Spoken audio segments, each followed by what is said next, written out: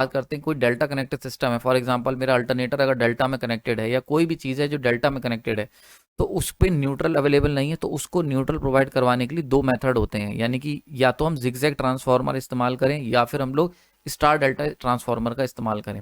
सो ये zigzag transformer या star delta transformer जो कि न्यूट्रल के लिए यूज करे जाते हैं, न्यूट्रल को ग्राउंड कराने के लिए यूज करे जाते हैं, इनको हम लोग कहते हैं ग्राउंडिंग ट्रांसफार्मर। तो जब भी आपसे कोई कहे ग्राउंडिंग ट्रांसफार्मर, तो वो जिगजैग ट्रांसफार्मर भी हम यूज कर सकते हैं as a grounding, and star delta भी यूज कर सकते हैं। ठीक है, तो सबसे पहले हम लोग जिगजैग ट्रांसफार्मर की बात कर लेते हैं। जिगजैग ट्रांसफार्मर ऑलरेडी मैंने पावर सिस्टम जो ट्रांसफार्मर की सीरीज है 3 फेज ट्रांसफार्मर, वहां पर मैंने जिगजैग ट्रांसफार्मर कवर करा था। ठीक है, तो वहां पर हमने ये चीज देखी थी कि वहां पर ये चीज मैंने कवर भी करी थी, वहां पर भी मैंने आई थिंक याद आ रहा है मुझे जितना कि मैंने बताया था आपको कि एप्लीकेशन क्या है जिगजैग ट्रांसफार्मर का। तो मेजर एप्लीकेशन जिगजैग ट्रांसफार्मर का ग्राउंडिंग न्यूट्रल पॉइंट को प्रोवाइड करवाना, साथ ही साथ उसे ग्राउंडिंग करवाना ही होता है इन डेल्टा सिस्टम। तो इसीलिए हम इसको ग्राउंडिंग ट्रांसफार्मर कहते हैं। सबसे इंपॉर्टेंट चीज क्या होती है जिगजैग ट्रांसफार्मर की, इसके अंदर सेकेंडरी वाइंडिंग होती ही नहीं है, समझ में आ रहा है, केवल प्राइमरी वाइंडिंग है, मतलब सप्लाई से जो जुड़ी होगी बस वही वाइंडिंग है। ठीक, अब देखो इसको ध्यान से हम समझेंगे थोड़ा सा इसका एप्लीकेशन पार्ट। तो सबसे इंपॉर्टेंट चीज इसके कंस्ट्रक्शन की अगर हम बात करें तो 3 लिम्ब होते हैं इसके अंदर, सही है, 3 लिम्स होते हैं। और इनके अंदर जो 3 लिम्ब होते हैं, जैसे एक लिम्ब 1 हो गया, लिम्ब 2 एंड लिम्ब 3, ठीक है, ये जो 3 लिम्ब होते हैं इसके अंदर दो आइडेंटिकल वाइंडिंग इसके ऊपर की गई होती है, winding 1 winding 2, winding 1 winding 2, winding 1 winding 2, मतलब तीनों लिम्ब पर दो आइडेंटिकल वाइंडिंग।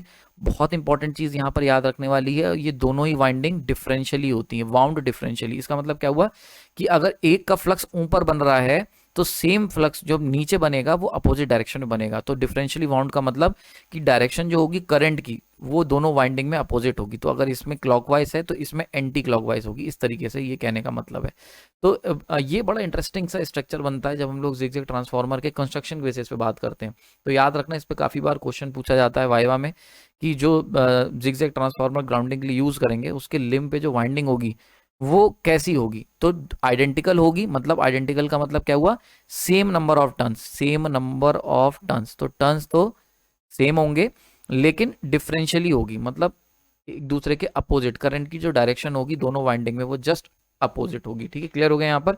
तो अब इसकी वजह से क्या होता है, इंपॉर्टेंस क्या है डिफरेंशियली वाउंड होने का, हमने क्यों करा डिफरेंशियली वाउंड। ठीक है, तो इसका सबसे बड़ा जो बेनिफिट मिलता है वो ये मिलता है कि जब भी नॉर्मल ऑपरेशन होगा, यानी कि जब फॉल्ट नहीं हुआ है, बिल्कुल नॉर्मल केस है, तो करंट जो अपर वाइंडिंग में, यानी कि यहाँ पर जो करंट फ्लो कर रहा है और जो लोअर वाइंडिंग का जो करंट है वो जस्ट इक्वलेंट अपोजिट हो जाएंगे। समझ में आ रही बात ये, तो जस्ट जब इक्वलेंट अपोजिट करंट फ्लो करेगा, यानी कि यहाँ पर भी आई करंट, यहाँ पर भी आई करंट।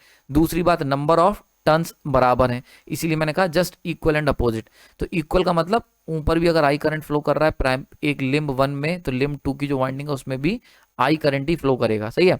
अब क्योंकि दोनों करंट बराबर हैं और अपोजिट फ्लो कर रहे हैं, तो इनकी वजह से बनने वाला जो फ्लक्स होगा वो एक दूसरे को कैंसिल आउट कर देगा। ठीक है, तो टोटल फ्लक्स जो इस लिम्ब के अंदर होगा वो एक दूसरे को कैंसिल आउट कर देगा, तो नेग्लिजिबल फ्लक्स होगा।